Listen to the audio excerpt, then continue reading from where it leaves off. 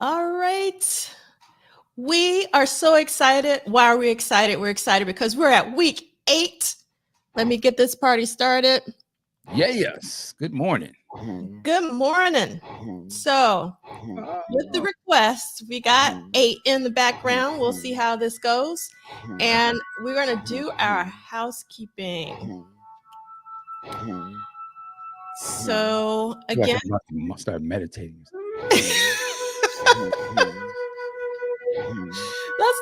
let's meditate just for a hot second. Okay. I'm with I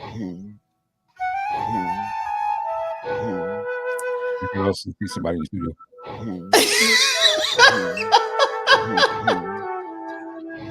All right. Here, print us some good stuff. I'm gonna make that a sample. Welcome, Tanja. We really appreciate you being here. And let's get through the housekeeping for week 8. Again, the estate of Prince Rogers Nelson is not affiliated, associated, or connected with the What Did Prince Do This Week book club series. We're going week to week, not date to date. Hey, Celie. Yes, 8. It builds so steadily and beautiful. Yeah, I'm getting caught up in it too. Man. This is really calming me down. Yeah, I should listen to this actually more than I usually do. I must admit, this is not one of my favorites off of Madhouse 8. It took me a minute to get it. When I sat down, just stop thinking and listen to it, I was like, this is brilliant. Yeah. Welcome, Audria. Thank you so much. Happy week 8. Love that. And again, you can find the schedule at bit.ly. And I also want to start talking in my quiet storm voice. Right. Would you like any tea with that? Hi, Kim. A lot of assortment. We have paisley, chai. Maybe these are some ideas they could do for this day. They could sell some tea. Yes, that would be nice. It'd be kind of cold, actually. Yeah. Yep. Welcome, Blake Brown. Green tea. I love this. The best part of baking up is some Madhouse. Oh, dope. All right. And then we're reading the expanded edition. And please, I'm down on my knees begging you, please subscribe, like, and help spread the word. And you can always find the archives on the YouTube channel. See, Lee. All right. Yes. This is your DJ Polished Solid, taking you on this magical journey. All right. Where's that review we had from last week? All right. We are officially entering week 8 of 1983. And this week, Prince did 5 live shows. I'm going to have to put this down on the on the low because I'm getting distracted by the music. Yeah. I think we're starting to play. It's a different show. And I was like, oh. Yes. All right. Oh my God. So that was really awesome. It was really actually a really great way to start off. I can't remember. I think it was Stone Freak who recommended that we play this last week. So I want to give a shout out to Stone Freak because it really put us in the state of where this is Prince hour, and take away all the cares of the world and everything that's going on in all of our lives and just like concentrate on the music. So this week, Prince did 5 live shows on the 1983 leg of the 1999 Triple Threat Tour. So he, on Sunday, started off in Mobile, Alabama. And those of you should know that I am from Alabama, but from Utah, Alabama, which is EUTAW, not like the state. Welcome, Nick. Thank you so much. Nick? And Lee Christian, you are never late. Oh my God, your speakers weren't working. I hope you heard a little bit of 8. Let me bring it back up for you. I'm sure it's still He was going. talking about you, Lee. Yeah. There we go.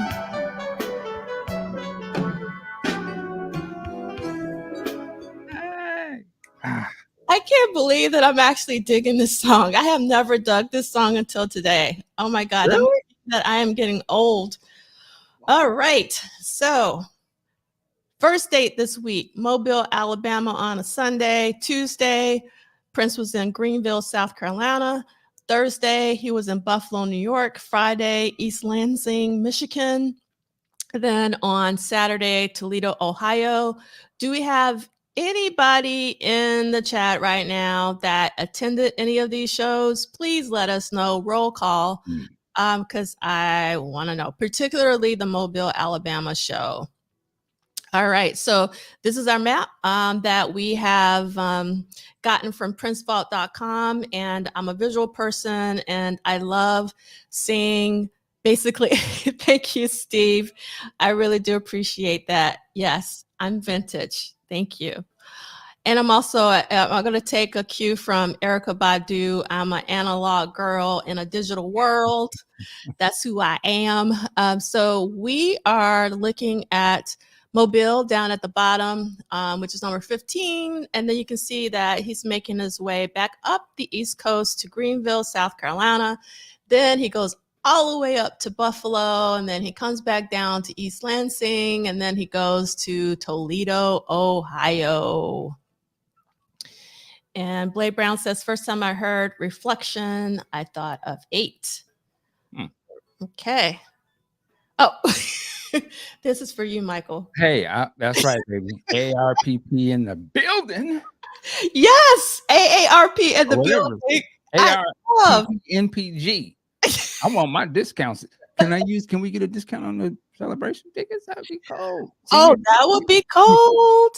They you know what? They wouldn't do that because that may be half of the. They get everybody discounted. Anyway, that was for you, Steve. How you doing? Oh my God. Yes, that would be a great idea though. All right. So this is a ticket from Prince Vault of the Mobile, Alabama show. It was really hard to find anything from the Mobile, Alabama show. So I got to give a mad shout out to princevault.com for always bringing the goods. And I also love Prince tickets because like even for the same tour, every venue would do them differently. So if we move forward to our next slide, you'll see, actually, before we get to our next slide, well, let's skip it. So you can see the Buffalo ticket is one of my favorites because of like the Western style Prince. Yeah, I love that. Love that. Also, I love orange. And I don't know if it's because it's reminding me of Duane's next book for A Sign of the Times, but I love the orange. And let's talk a little bit about, I actually have this in the wrong order, but that's okay. So the set list hasn't really changed. So for this week, Prince Vault only had Toledo, Ohio. So last week we talked about how the set list had changed slightly since last year of 1982. But you can see that last week's Washington, D.C. show at the D.C. Armory is the exact same set list as the one he played at Toledo, Ohio. Prince Vault didn't have any of the set lists for the other dates for this week, but we're probably talking about the same set list. All right, so C. Lee says, we ain't old, we classic mofos. That's why we condensate rather than sweat. That is correct. And yes, I actually love that. I can't believe we're talking about AARP. Michael, what have you done? But I will say, even as a little kid, I love the AARP magazine. I think it's one of the you have to understand that I grew up with my grandparents. Like, I love taking Geritol as a kid. I used to take Geritol because my grandparents took Geritol, and I was like, I want to take Geritol. So anyway, okay. We're gonna go back to our Just admitting all kind of stuff. Like, whoa. And we need a little button so that only we can see, and I'm just hitting that red button. Yes. Yes, indeed. Okay, so we have one article that I want to read today versus the gazillion ones I read last week. This is actually the only thing I could find for this week, and this is from the Buffalo News. And it was real quick. You got to take that ARPP comment off the screen. oh yes. Thank you. No disrespect right here. Todd just says I refuse to join. Hilarious. Everybody gonna get your discount. Stop playing. Give them to me. And then I have a proud member of the AARP group, Love Sexy 71. We got to give a. All right, we didn't hear that. So. Okay. Yeah. All right. So let me read this this review. I'm gonna try. All right. So Prince wows his audience, silences his critics by Dennis Hollins, news staff reviewer. Prince, the enigmatic and talented leader of the so-called Minneapolis Renaissance. You know, reading this article, I had never heard Minneapolis Renaissance. I haven't either. I was like, where's that coming from? Yeah. I've never heard that. And he goes on to write, and Black rock music brought his rousing act back to Buffalo Thursday and thoroughly dazzled a delighted audience in Memorial Auditorium. So when he said brought back to Buffalo, I thought Prince, I mean, just based on reading this article, I was like, okay, he's talking about the Controversy Tour, but he's actually not talking about the Controversy Tour because Prince didn't go to Buffalo for the Controversy Tour. He's actually talking about the Dirty Mind Tour. So it had been 2 years, you know, since Buffalo had seen Prince. So I thought that was really interesting that he skipped Buffalo for Controversy. So I would have been pissed if I was in Buffalo because Controversy was an incredible tour. All right. So the young guitarist and songwriter, barely into his 20s, hardly seeing the center of the raging controversy that has characterized his relationship with the critics and the public during his meteoric career.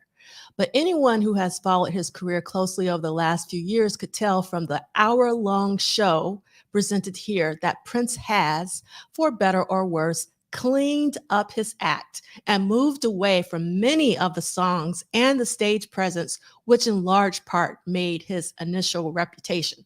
So he's toning things down because he's trying to get that crossover success that he, you know, that he's obviously getting now with Little Red Corvette and all that in real time.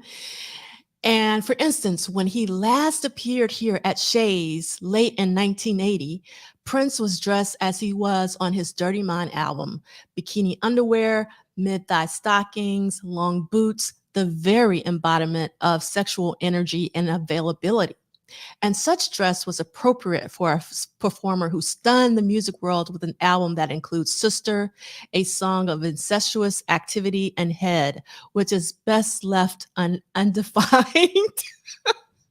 Oh my God. I thought that was pretty funny. But Thursday, Prince was rather modestly attired in tight black pants with large buttons down the side. My favorite. I love that was my Prince with the buttons down the side. High heel boots, a ruffled white shirt, and a long purple coat. Most of the show's material came from his most recent albums, 1981's Controversy and last year's 1999. Prince also has been criticized in some circles for being a demonic personality, with people turning his song titles upside down as proof of his satanic inspiration. Wow. Now, I actually want to stop here because I was writing an article one time, a Prince article one time, and one of the editors kind of questioned me, and they were like, Prince was compared to devil worshipers. And I was like, yeah, he actually was being compared to that all the time back during this time. And this is just receipts. Another, article that really talks about how people were feeling about Prince. And then We got C. Lee. That was the gossip about Prince, indeed. And then Olga, yes, buttons down the side, and buttons in the V. I call it the B in the V in the front. Love that. And then Seeley says, as late as 1987, I had to refute that gossip about him worshiping the devil. Yeah, it was a real thing. So again, Dennis Hollins is writing here in the Buffalo News. So that's what I'm reading if you're just now joining us. Okay, but on stage, here he wore a large silver cross around his neck. I loved seeing Prince with the cross. And I don't know, again, it goes back to me growing up in the church with my grandparents and all that. So yeah. And he says, as a mute rebuff to those who seem compelled to brand anyone with talent as being in league with the devil. So basically the guy's saying, Prince, is telling you that he's not a devil worshiper by wearing this cross. Okay. But these were mere side issues to the point at hand, which was the fine performance he gave the customers in the auditorium. Spinning, twirling, crawling, precariously draping himself over the edge of the 10-foot high speaker banks at the corners of the stage. Prince was perpetual motion. Further, his voice soared effortlessly into powerful falsetto notes as he pounded through his opening number, Controversy, and later DMSR, Do Me Baby, Lady Cab Driver, Little Red Corvette, and Dirty Mind. The audience, mostly Black and post-teen, ate it up, including an impressive keyboard interlude with Lisa Coleman and Dr. Fink, and a lengthy electric piano solo by Prince. The show, which maintained a uniformly high intensity level throughout, was concluded with an encore of International Lover, in which a brass band rose from the rear of the set to take a writhing Prince down again with it, and the title track from his latest album, 1999. So if there's an encore of International Lover, that's where I need to reach out to Prince Vault and let them know that there was an encore of International Lover. So this is one of the reasons why, I love doing deep dives, and I love communicating with everyone who's trying to keep Prince's legacy alive and really documenting what Prince did. So it's so important to do deep dives like this, because you can get information that you wouldn't have normally. So the Time, who like Prince also hail from Minneapolis, thoroughly delighted the large crowd with their hits 777, 9311, Gigolos Get Lonely Too, Wild and Loose, and The Walk. Vanity 6, sort of Fredericks of Hollywood. And I don't know if people remember Fredericks of Hollywood, but Fredericks of Hollywood used to be a catalog where you could buy lingerie and all that. So That's the magazine I used to look at when they would come through. Instead of AARP. You go to my dad's house or something. Oh, you got this in the mail? Yes.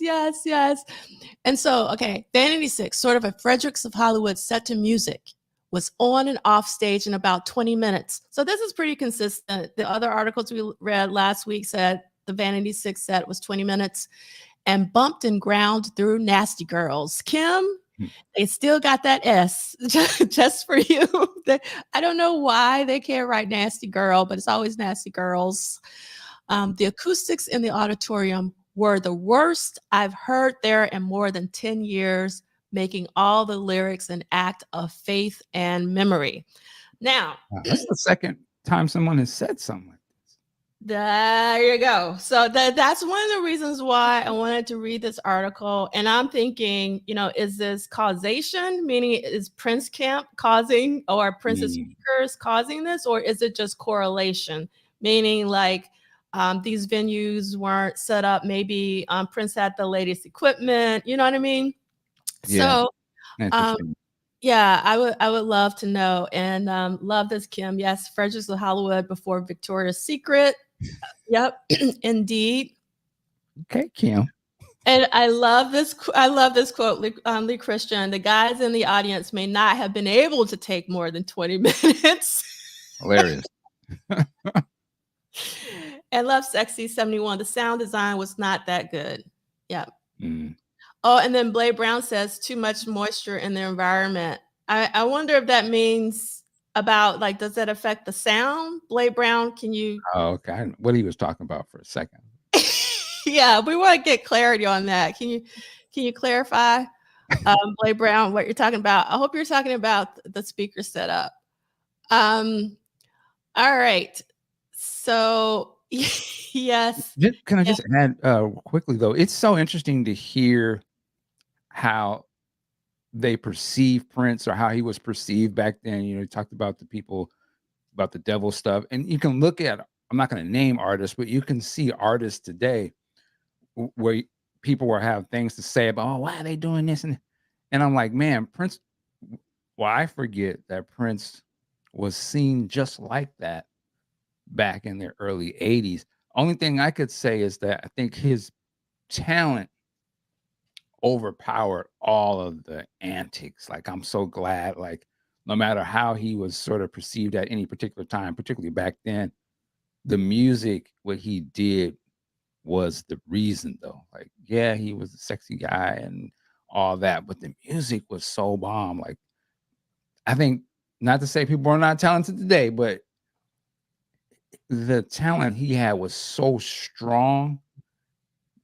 Being able to have seen that as a person and then looking at what we got today, that's the only thing I think is kind of missing. It's just that you want the talent to overpower Yeah. all of All the the theatrics and the, you know, the promo stuff. Like, yeah, it's just, man, but Prince was able to rise above that because dude was working his ass off, as we were reading in this book, you know, every day. yeah. Yeah. I want to add that. So there's a lot going on in the chat. First of all, hello, Duane. Thank you so much for being here with us. We appreciate you and everything you do and writing these books. It means the world to us. And let's talk about, there's so much in here. See Leah saying a lot of it was rooted in folks being upset about him having the Lord's Prayer and controversy combined with him being semi-naked by the crucifix. That is definitely one of them. And Folks then, been playing with that. yep. And then also Barron points out his 6 letters, and each name had people saying he was a devil. So Vanity 6. Wow. Devil worshiping the mark of the beast. That's a really good point, Barron. Thank you so much for bringing that up. And then Lee Christian says, I think it might be in Seeley's book, which is I have here. Here, Seeley's book. Again, the lyrics of Prince Rogers Nelson, a literary look at a creative musical poet, philosopher, and storyteller. But in Seeley's book, that Prince is shown to be in a long line of Black artists mixing the sacred with the profane, growing up on gospel and then using it to woo the ladies, like Ray Charles. Yes, Lee Christian, thank you so much for that comment. And then Seeley talks about how a mostly Black audience, more receipts to refute David Ripken's BS statement about Black folks not liking Prince because he didn't sound like the Temptations. Wow, I never heard that. And then it's from the Seeley is responding to David Z's interview on Sunset Sound. I'm sorry, Sunset Sound interview. I actually haven't watched that one yet, but I know that came up. And then Blade Brown is saying that checks out a lot of Black dudes holding a guitar, wearing makeup, bikini drawers, and heels had to be on something. That's an interesting comment. And then let me see if I missed anything else because there's so many great comments in here. I think I got all of those. And then Michael Dean, just so you know, Blake Brown, in terms of too much moisture in the environment, he said his speaker audience. And then, and then Kim says, never saw any devil stuff with Prince. That was all a heavy metal trope back then. Yeah, I mean, it was. I mean, so you got like Alice Cooper, like, wasn't he the one that was supposed to be, or was it Ozzy Osbourne? Something with bats? Listen, My metal people out there, what was going I on? remember hearing about that stuff as a kid, terrified. Going to middle school and to be the rocker dude. I'm like, man, I'm cool. I don't know.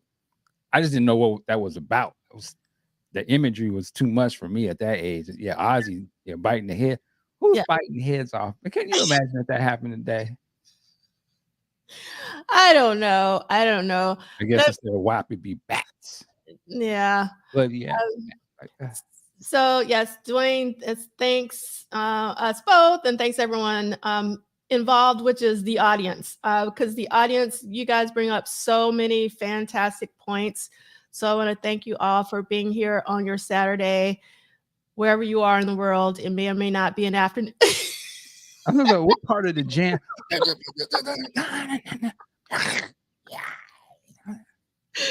my God. Much. All right. And Annie is agreeing with you about Prince's talent, how it rises above, anything that someone can say about him. And Lee Christian points out he flaunts with that perception too, the chats with God, on temptation, etc., possessed. Mm-hmm. That's an interesting point. And then, excuse me, Blake Brown says it didn't help that he stopped talking to the media at some point during that era. And let's see.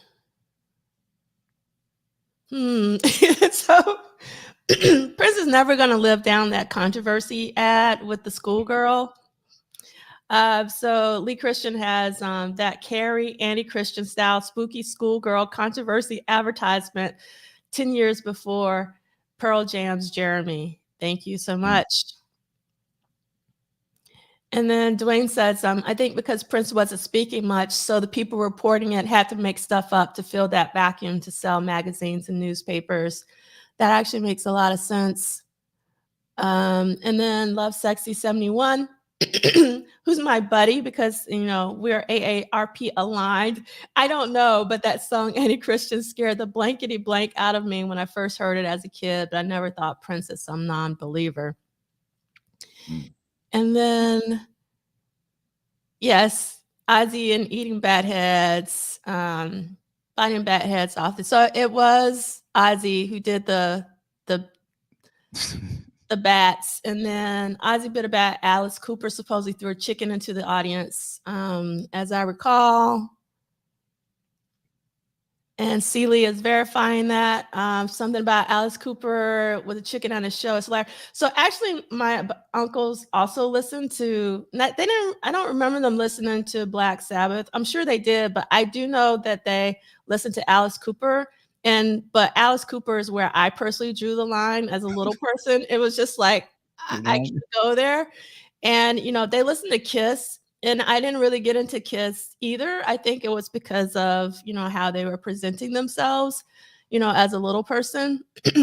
Wasn't there a Kiss movie? I remember watching it on TV or something. That's the only thing I really knew about them. It was some movie. It was at like an amusement park or something. I know somebody in the chat know what I'm talking about. Okay, yeah. Bring on the chat. Let us know if you know about this Kiss movie. I swear as a kid, I remember watching that on TV. So Edgar wanted us to be correct, and this is correct. Ozzy thought it was a fake bat.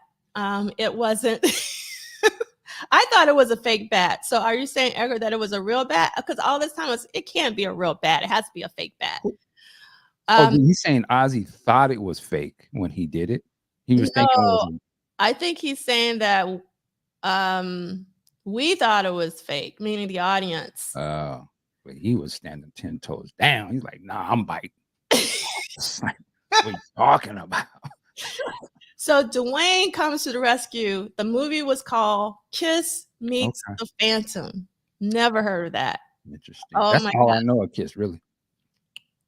Okay, and then Ozzy's defense, Lee Christian is saying that Ozzy only did that once. He didn't know it was live, he says, but word spread, so it became a rumor he did it every show. Oh, damn. I'm going to double down. Yeah. And then let's see.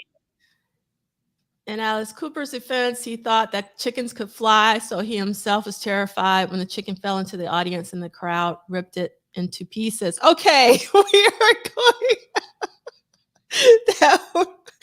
So that never happened at a Prince concert. These like chickens and bats and You may have all snuck of some chicken in to eat, but we definitely the chicken in there. Foolishness. So Love Sexy 71 says he remembers, or he or she remembers the Kiss movie. They were like superheroes. Everyone was See? talking about it the next day in school. Yes, I'm not crazy. Yeah. Can we get the 8 hum come in real quick just to bring us back from the chicken tearing and the bat heads? We gotta get back focused. I need that hum. Thank you. Release that spirit of the Ozzy and Alice Cooper. Blessings to them, but we're coming back to Paisley Park, man. No meat here. All right. I knew we had to have a pull out 8 for a reason. It's the gift that keeps on giving. All right. So this is I have to put this comment up from Kim though. Ain't no chicken throwing at a Prince show, but the Rolling Stones gig flashback. Yes. And Tanja is with us with our meditation and summon Erica Badu. Yes. Yeah. All right. Okay. We are back. So Audra says, growing up in the church, the spiritual and God messages made my connection deeper to Prince's music, and I was excited to see them. So Audra, I think that's one of the reasons why we connect. Well, Audra and I actually went to high school together, and being down south, church is really, really important. At least it was when I was growing up. And I did like that Prince, had his cross on. And, I didn't see it as profane that he was, singing about sex and all of that while still having the cross on, even though some people did. It kind of goes back to, if you remember that article we read from Jet and how Vanity was saying that sex is a natural part of life. And it is. And I don't know. So like, I never saw it as Prince, being provocative in that way. But I do think that for many people, it goes back to Celi's comment that controversy poster actually, and I've said this before, I really do think that the controversy era, the controversy album is actually more subversive than Dirty Mind. Like most people look at Dirty Mind as being like very, very shocking and all that because of the cover and head and like all that kind of stuff. But I do think that the apex of that for me is controversy versus Dirty Mind, just because of that whole sacred versus profane thing. And it really bothered a lot of people, that poster in particular. So just to stay on that for a second, in the way you just framed that, I can see that point. It's almost like it's a lot more provocative. It's a lot more slick in terms of he's mixing so many different things consciously, doing, like you said, the Christianity stuff. There's a lot of political things going on in that. There's obviously the sexual stuff in that. And I could see how as an adult, that's probably scary. That he got the kid's head, like he's that thing. Yeah, I could see how that would be like, wow, do they know what they're listening to? Like, because I listening to that back then, that stuff flies over my head. I don't know half the stuff he's really talking about. But it's the fact that he's as young as he was doing that, that's pretty remarkable. It definitely shows like he could spin some stuff if he wanted to, like push it in a certain direction. I almost feel like he pulls back after that on the political end of things, talking. But yeah, you're right. Like he really dove heavy in. I don't think he comes back to it heavy like that until maybe like for me, the Rainbow Children. Rainbow. Yeah, like yeah. Into it. Yeah, I'm curious to see what people think about that, but Yeah, dude was so yeah, I mean, as an artist, and he was what, 20 something. I mean, that's amazing for him to put all that in a record, and the record's funky and all that stuff. We're not reviewing controversy, but yeah. So we got a lot more comments in the chat. And again, I love spending my Saturday afternoon with you in the audience and Michael Dean. And because I learned so much, and it's just, Prince is the gift that keeps on giving. And there's so much more to unpack. And I'm just so happy that you're all here on this journey with us. So Celia is saying that controversy is more conceptualized in Dirty Mind, which is much more emotive, though both are engaging ideas consciously. Love that comment. And then Blade Brown is saying, if I was about 10 years older, I can safely assume I likely would have been steered away from any music coming out of Minneapolis at the time. Yes. Yeah, that was going on a lot. Prince, and we talked about this a little bit last week about Prince and Rick James as being like, the rude boys, and not really accepted, or in terms of respectability politics as we call them today. And then Preston, thank you so much. Just want to post one comment here. I love what you guys are doing and keeping the spirit of the Purple One alive. I'm not just a fan, but also a student. We're all students. At least I'll speak for myself. I am a student. I learn something new almost every day. Thank you for being here. Really appreciate it. Lee Christian grew up in Roman Catholic school and asked to play Purple Rain and assembly. They would play pop songs of the day. They refused and said it's satanic. And we're talking about Purple Rain. Thank you, Lee Christian, for this comment. My dad said, lucky you didn't ask for Darling Nikki. Yes. Actually that conversation, thank you, Lee Christian, for this comment, because the double worshiping comment actually continued with Purple Rain because of the backward. Right. Yes. Yeah. On Purple Rain. And he's playing with that. Like he's got to know, like, oh yeah, it's gonna get him. They go. Yes. Pushing buttons. And again, Olga, more receipts about that controversy poster. My dad almost had a coronary and had me take it down. Yeah. And then let's see. That song Sexuality, when he was stating his manifesto was everything I know about that brother, and I went along for that ride or journey with Prince. Oh my God, Love Sexy 71. We are so aligned. I'm still playing my 8 on there. I didn't realize that. All right. So yes, Sexuality is one of my favorite Prince songs. I mean, if that's the wrong word, it's really probably my top 5 Prince songs, if not my number 1 song. Sexuality is it's such an important song, and one of the only songs where I actually listen to the lyrics, because I always enter Prince's music through the music first and then the lyrics second. But it's a really great synergy between both on Sexuality. So Love Sexy is Sexuality is the one. I was going to say Love Sexy is the one because I'm just so programmed to Love Sexy is the one. Is done. Yes. All right. Yes.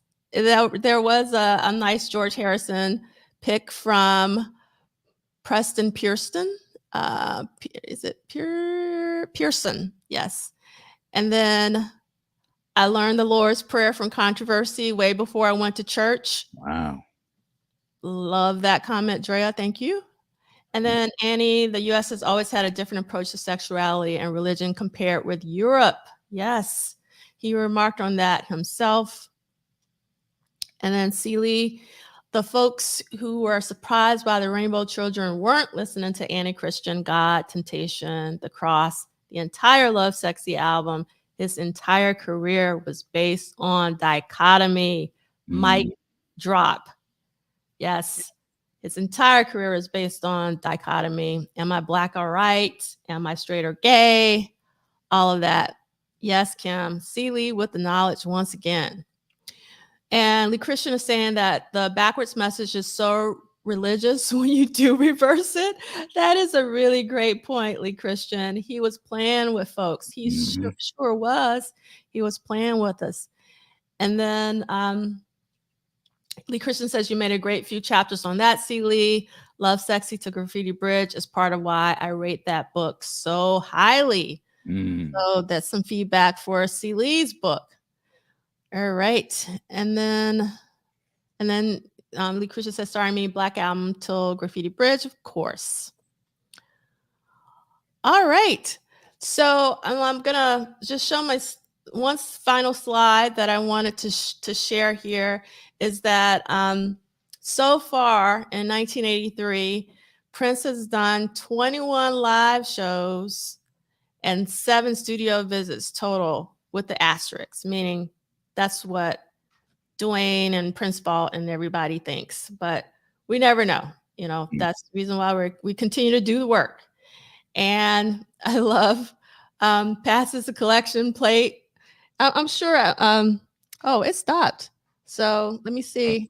You know, one thing I don't like about this Rodecaster interface is that you have to like keep.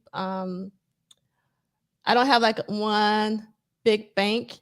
I have to kind of go back and forth. But right. This is for the offering. That's the yes. Am I right? They always play.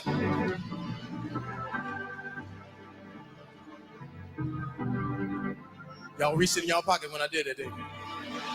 And they come right out of preaching. That's how they get you to give. They come right out of preaching and go right into that. God is good. God is great. Ah. All right, that's for C. Lee. Hey.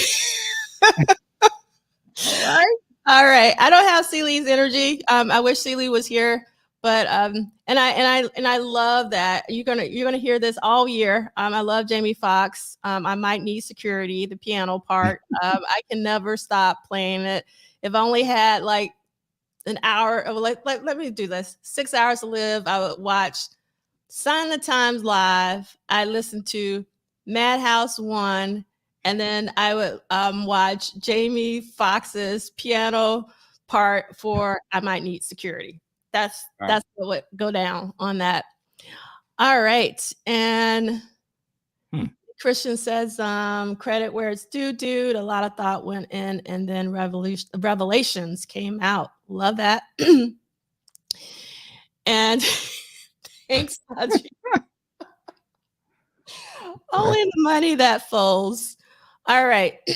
So we had a very short chapter this week because there were only 2 pages. It was just 32 and pages 33. I'm going to share my screen again. 1 second. And let's go here to the schedule. It's like taking his own time today. So we basically read pages 32, 33. Next week, we're going to have a lot more to talk about because there's way more pages to read.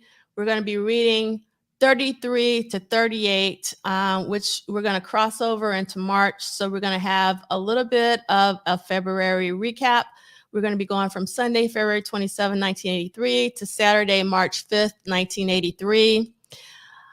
Hi, Alana. Thank you so much for popping in. Love that. Love that. All right. So while we are here, let me try to flip. I'm trying to do too much, but I'm going to keep it going. So most of you should already know about the Triple Threat Symposium that's coming up. And I wanted to give you who are with me live something that people don't know who aren't with us, because this isn't officially announced yet. So you guys get the exclusive that I am so excited. I am so thrilled that none other than Jill Jones is going to be in the flesh at the Triple Threat 40 Symposium in Brooklyn. All right. So if you don't have your tickets, you want to get your tickets because we love Jill. Yes, we love Jill. So we hope that you will join us. We're going to have a blast because we are going to have a live session of What Did Prince Do This Week? during the symposium, because we're still talking about the 1999 tour, and we're doing the Triple Threat Symposium about the 1999 tour and the 1999 album. So I tried, Alana. I tried, but it's probably not going to happen. But I tried. I really did. So Audra, I'm so happy to hear that you're going to be there. Thank you so much, Edgar. You know that I am absolutely thrilled. I've been trying to get Jill in person since Graffiti Bridge, DM40, GB30. We were supposed to be in person for that, but something called COVID happened, and we had to pivot to virtual, and I was so disappointed. Tears. So now I'll be able to do something that I've always wanted to do, is sit down and have a conversation. Oh wow, Preston, that's so great that you'll be in, that you're in Brooklyn and you'll be there. And then we got Alana. That's all good. We are definitely going to have some fun. Tanja, I can't wait. Tanja's actually going to be on the roundtable panel with Celie about the Triple Threat tour. Ooh. So, oh, this is so great. I'm going to tap into my Vanity 6 for this one. Yes. Andrea, I'm so bummed I can't be there in person. We'll sign up for virtual so I can tune in when I'm not working. Oshun will be there Saturday and Sunday. Just so you know, though, Jill will be there on Friday, more than likely, just FYI. And for those of you who want the link, I just put it in the chat. And let me also put the, one second, I'm doing this on the spot. Got to bear with me. The link to the Eventbrite and 40. While she's doing that, New York family, please, when you see me, say what's up. We gotta link up. Absolutely, it's my first time coming to New York as well. So yes, we gotta oh wait, that's the wrong one. Hold on, give me a second. That don't click on that one. I typed in the wrong thing. So let me see what I typed in wrong. See, oh, I know what I did. I added an extra E because I'm trying to do this on the spot and I can't see because I'm a part of AARP. Don't put the wrong link in there now. Yeah, don't put the wrong one in there. There we go. So it's just triplethreat40.eventbrite.com. The other one had an E in it. And I love this quote from Laura. Everyone get your lingerie and big shoulder blazers ready. It's going to be a Vanity 6 kind of weekend. You got it. And then Olga, wow, going to have to make this a priority and make it happen from California. Absolutely. Love that. Thank you so much. Baron, I can't wait to see what you're going to have on. I just can't wait. I know you're going to bring it. And Alana, thank you so much. I know who you are, Alana. I don't want to say your real name, but thank you so much. I know you're also going to be incredibly dressed. So always. Yes. And then we got Olga. Shout out. Come on down. Oh, there you go. Mr. Steve. Yes, sir. Yes, sir. I'm going to be in good hands. The family. Yes. And awesome. All right. So is there any, we might in, oh, Tanja. Tanja's got her corset. I said corset ready. That's my Southerness coming out sometimes. It's okay. That's so funny. Please don't end today's stream. I don't want to return to yard work. Man. That's so funny. And it is rumored to be what made Prince cancel the Black Album, so watch out. That's pretty funny. All right. So actually, for if you need hotel info, since we got a little time here, if you give me 1 second, I should be able to find it for you. The ones that are close to the venues, obviously. Give me 1 second. Ogla. Is that the Ogla that I saw on the freeway one day? And if it is, she's gonna know what I'm talking about. This is how Prince fans connect, man. Yeah. So funny. Let me see if she says something in the chat. So, I mean, the event is going to be in Brooklyn, so you definitely should stay in Brooklyn. And the 2 hotels that I'm recommending, well, there's actually 3 hotels. There is the Marriott Brooklyn, there's the Aloft Brooklyn, and then there's also the Sheraton. And I don't know why my computer is taking too long, but we still have some time. So eventually it will be able. Why are you looking at every? So that is Ogla. So here we are. I'm driving down the street, Seattle, Washington, minding my business on the freeway, doing speed limit. Car comes up, beeping, I think, or just came up beside. I didn't like, oh, what's going on? And the person looked and said, "Hey," I was like, I don't know what's keeping it moving. And I was like, oh, I'm gonna go home. Later, come home to find out it was Ogla.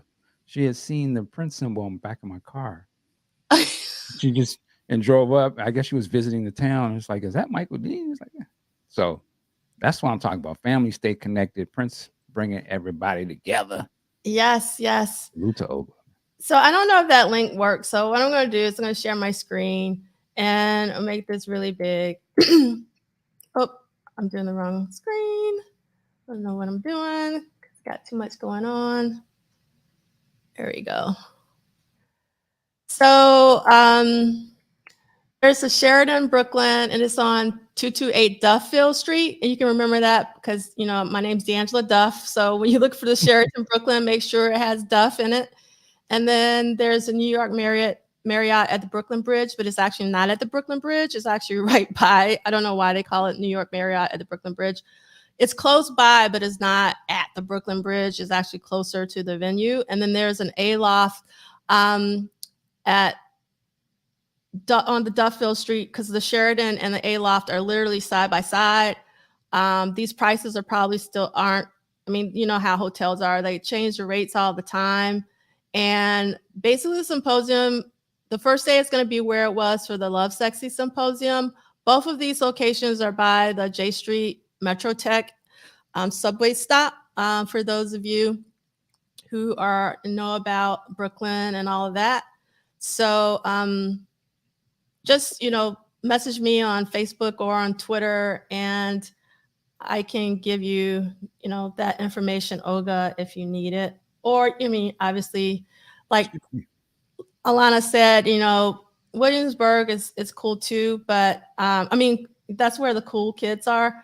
But if you want to be closer to the venue, those are the 2 that will be like in walking distance, like 2 to 5 minutes, like for you.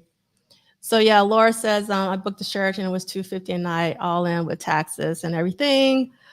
And then let's see. All right. Oh, okay. I was like, where is this coming from? Now I see. So Celia's asking everyone in the chat, put where you were or what you were doing the first time you heard a song from 1999. All right. Let's see. We got Edgar. I was late to the party, possibly Little Red Corvette in concert in 1987 was my first time hearing the song. Let's see. I can't remember.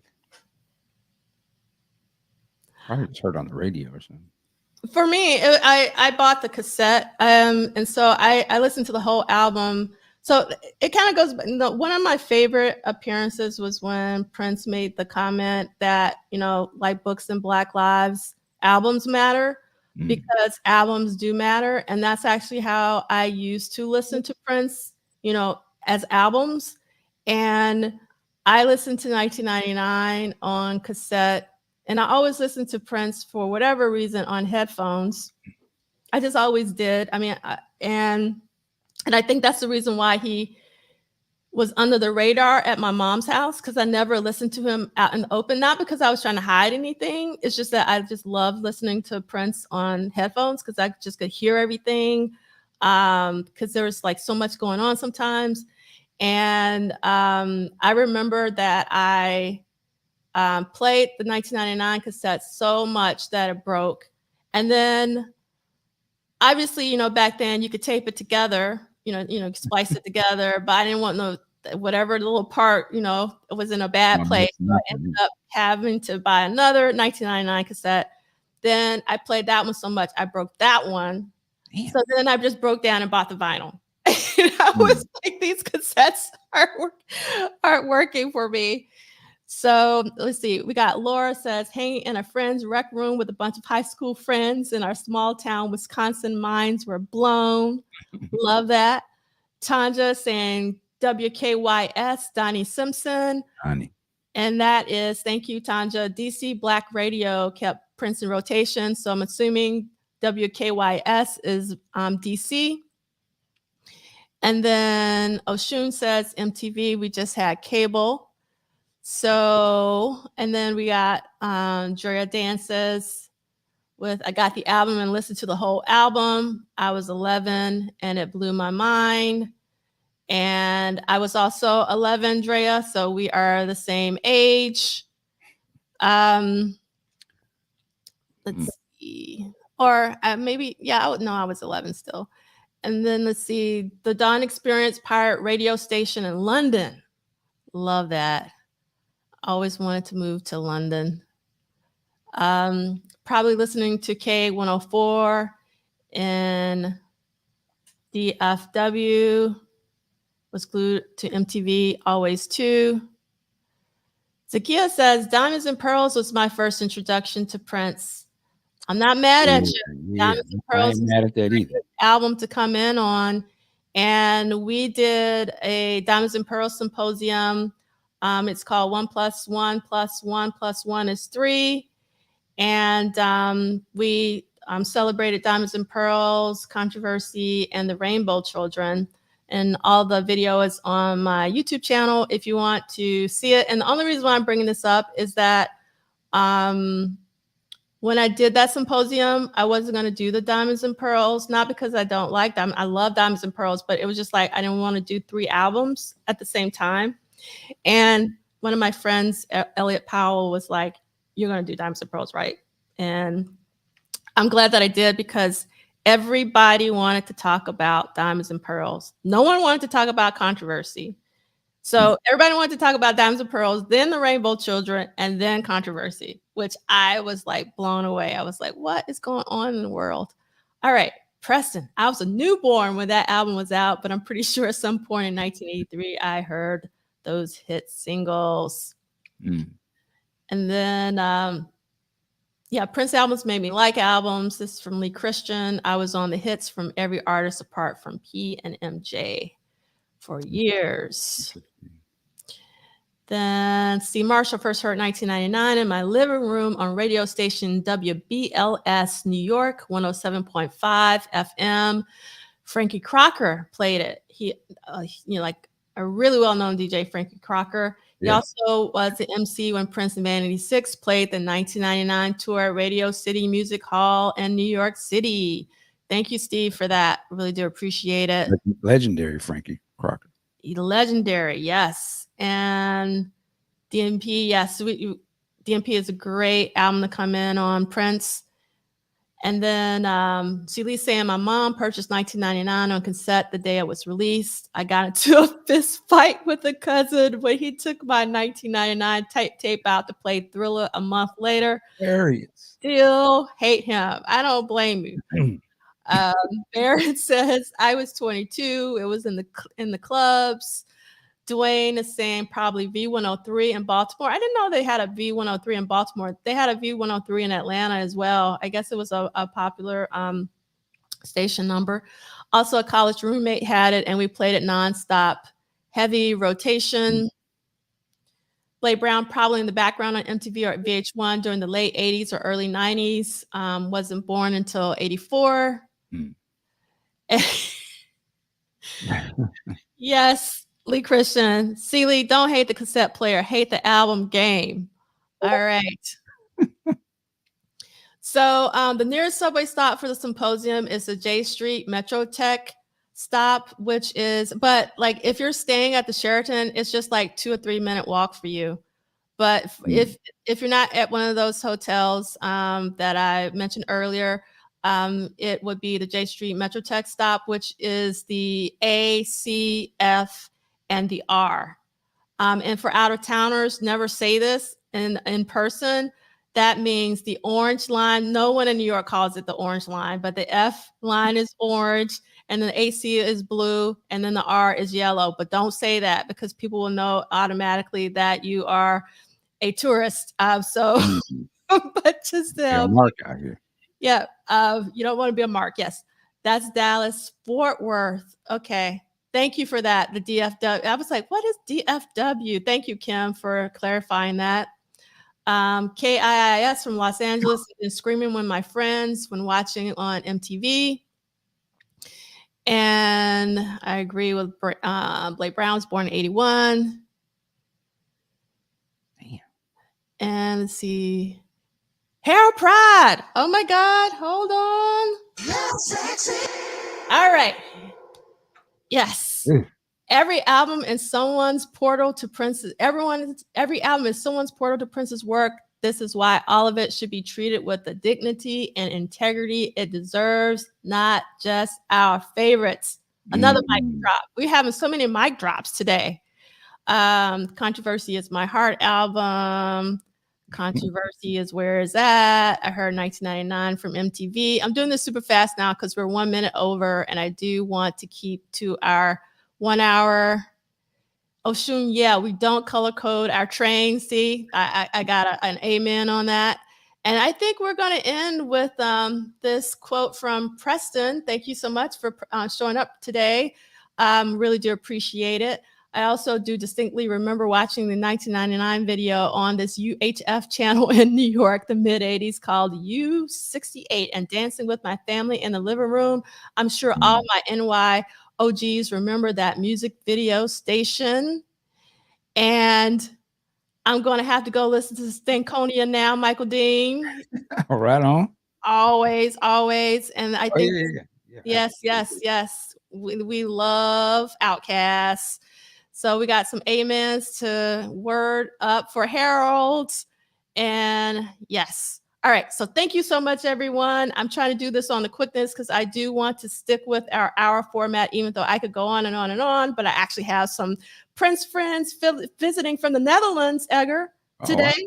They're coming, like they're almost here. They might be here already, and I'm in another room. So I need to stop.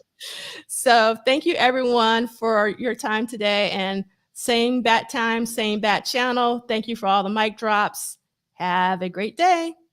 Peace. Working like a job. Yes, indeed.